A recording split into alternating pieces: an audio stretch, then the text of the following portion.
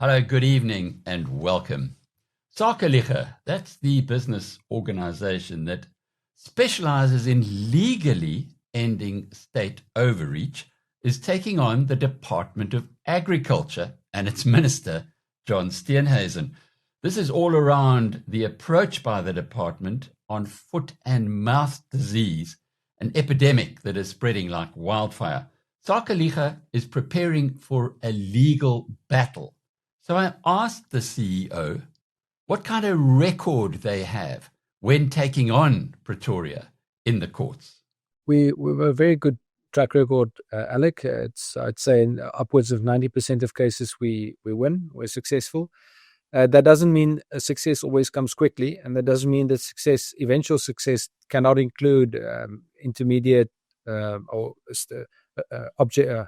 complications along the way. For example, together with NIASA, we are fighting the Employment Equity Amendment Act, which is what wants to tell farmers that they basically can't keep their family business running, that they have to meet some kind of racial quota and in their employment and eventually in their management and so on as well over the next 5 years. So we're fighting that. Now, together with NIASA, we put together a great court case. But an unsound judgment has delayed the eventual success that we hope to have that since September last year. That doesn't mean we give up. We're currently going for the Constitutional Court and both the Supreme Court of Appeal at the same time. So we keep at it until we exhaust all legal avenues in South Africa. That's one of the things. Once we start a case, we want to be very sure that we can defend this all the way to the Constitutional Court. And then if that doesn't work, I don't know if this will be the case in foot and mouth, but for example, on matters like employment equity and BEE, we designed that case so that even if it's not successful within South African courts, that it can stand up in international eyes and potentially for other uses later on, which we'll get to, which we haven't had to do so far.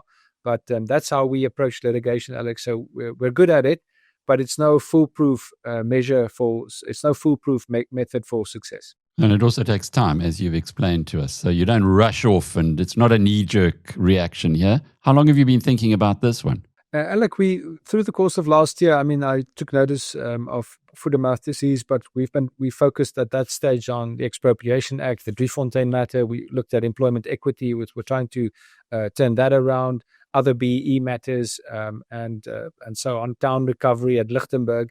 And so it's only really earlier this year that I thought, this thing seems just to be taking off. Alec, in part through what you've been revealing through your shows. I watched that interview with the KZN farmers, the veterinarians, and the other ones you've been doing. And that alerted me to this being a serious problem that now seemed to keep growing. And then we looked at that press conference by Minister Steenhuisen, where he said he wants to declare it a national disaster. And Alec, we've had our experiences through lockdown and COVID with so-called national disasters, and all of that just seemed to have made things worse. Now, maybe it does or maybe it doesn't in the case of foot and mouth disease, but that's what prompted me to get in touch with our legal team. And during the course of the last 2 weeks, we were then also approached by various agricultural organizations and some farmers and some veterinarians. Even this morning, I had some calls. So it seems like people thought this was a job for Sakeliga to become involved with, and I think it's justified. We can't guarantee success, but we're gonna aid the farmers who say we want to do something about this ourselves.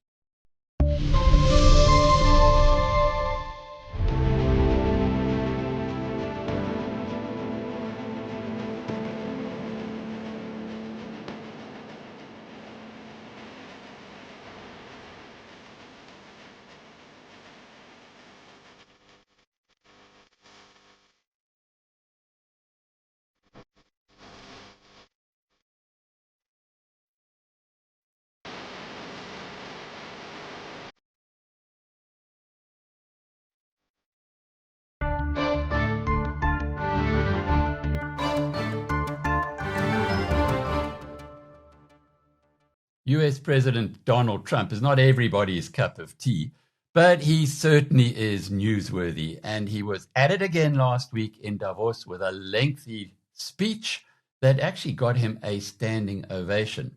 But there was a part in there that seemed to have missed everybody.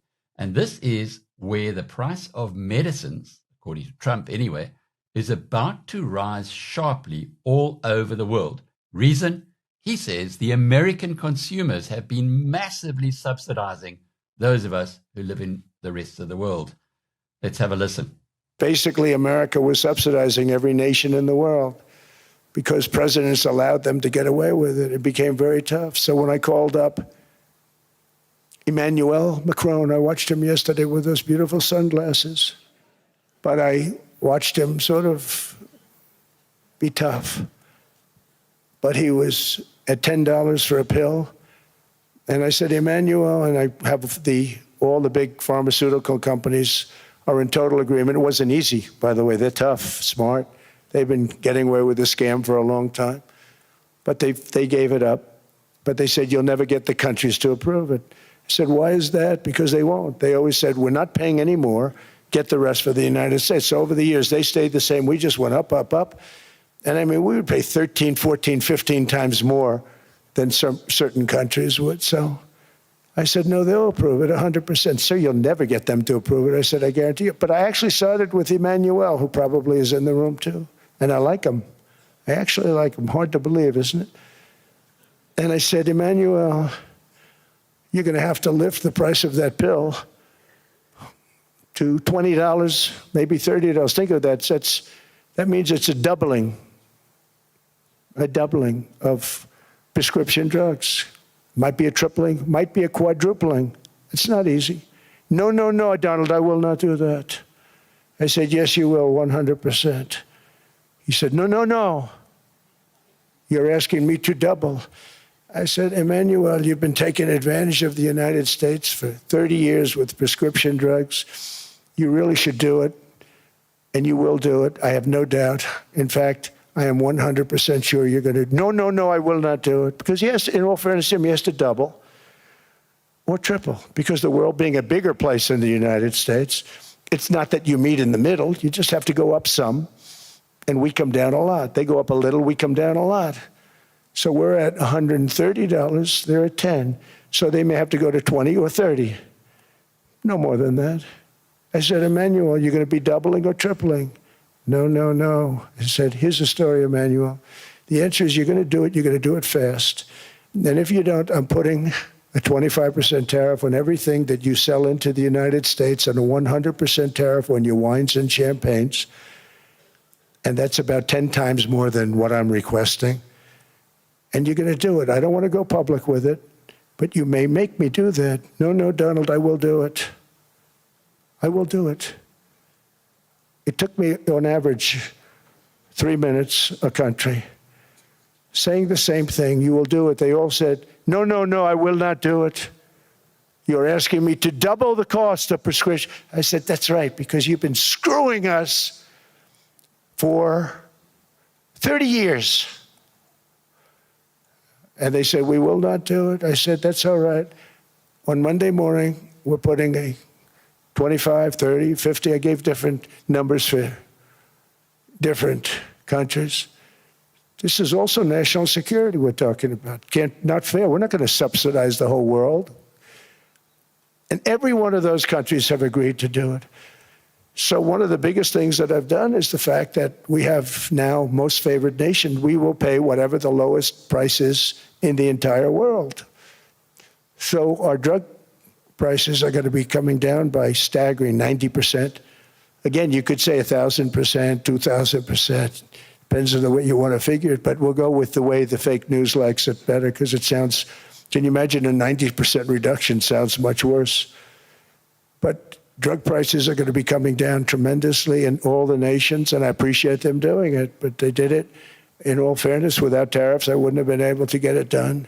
Well, gone are the days that gold was the biggest export provider for South Africa. Unfortunately, our gold industry today is a shadow of what it was in the past. Who knows? That could change into the future. But right now, gold is having a whale of a time, and many South African investors are delighting to see that the price has risen above $5,000 an ounce for the first time. The most important thing that's been driving gold has been the fear of runaway debt. And I still think that is the case. Last April, we reached a situation when the tariffs were introduced, and the whole yield curve shifted in one go. And Mr. Besant stepped in to intervene. It almost seems too good to be true, though. I mean, I'm just trying to be the devil's advocate here. Is there any, at one point, we're already at 5,000. Is there a level that you see that it's going to start pricing out buyers and investors? I think you're already seeing some jewelry people being priced out by definition. But as investors, people tend to chase rallies. So the central banks will not chase it. They will probably sit underneath waiting for retracements. But they're going to be there, as I've described. The one thing I think that could tip the balance against gold going forward is if Mr. Trump, who apparently is the luckiest human being ever to walk this earth, in my opinion, actually manages to pull off a couple of things. He's obviously pushing for very high levels of growth by forcing interest rates down. You know the Fed situation very well. And you also, I perceive them to be willing to accept relatively high levels of inflation. If they manage to produce those two things, pay down the current account and project long-term debt as having peaked, that is where I think many of the people who have been claiming debasement of currencies will have the story slightly robbed, because it's an unexpected outcome. Right. And that's what I think they're trying to do in the United States, and that could mark the top of the gold mine. But probability adjusted, low probability. Robertson, a small town in the middle of nowhere where a wine farmer claims to have sold a Volkswagen up to We Buy Cars. A farmer. What car did you really sell them? A VW up. Right here in Robertson. Small town, but we know about We Buy Cars. Yeah, but what's a farmer doing with a VW up? It was just a runaround. Cool cover story.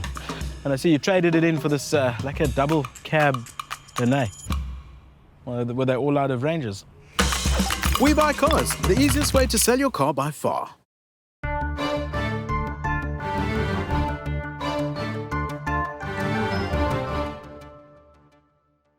In today's wealth building tip, ReCM's founder and ace portfolio manager Piet Viljoen explains why he goes to the trouble of spending hours to write a weekly newsletter. Yeah, I think the main thing is I've always written about investments, and I just decided to start writing about it publicly because it helps one in two ways. Number one, very important, it holds you accountable for your thinking and your decisions in public. I mean, if you think about your decisions and make decisions in public, it holds you accountable. As they always say, sunlight is best disinfectant. And the second thing is, it is, for me, it's a way of thinking through problems, investment theses, stocks, that sort of thing. I start writing about it. And as I write about an investment problem or an investment thesis, I start discovering the holes in that argument much more clearly than when you think about it in your mind. Because when you think about it, you tend to sort of just gloss over the holes in the argument and think you've got it sorted out. But when you speak about a proposition or you write about a proposition, it tends to uncover those holes for all to see. And I think I found that very useful. Do you come from the other side as well? As we remember Charlie Munger used to talk about invert, or Tim Noakes talks about if you've got something you really believe in, well, try and argue from try and disprove it. And that way you'll eventually end up with a far better thesis. Yeah. So when I have something I really believe in, I try and steel man the argument against it. And when I have something I don't really believe in, when I sort of just dismiss something, I try to strawman the argument against it, try and see if I can destroy that argument that I hold. So I try and work both angles from the opposite side, and that's what I try and do in the writing. Thanks for joining us. Look forward to being back with you again tomorrow. Cheerio.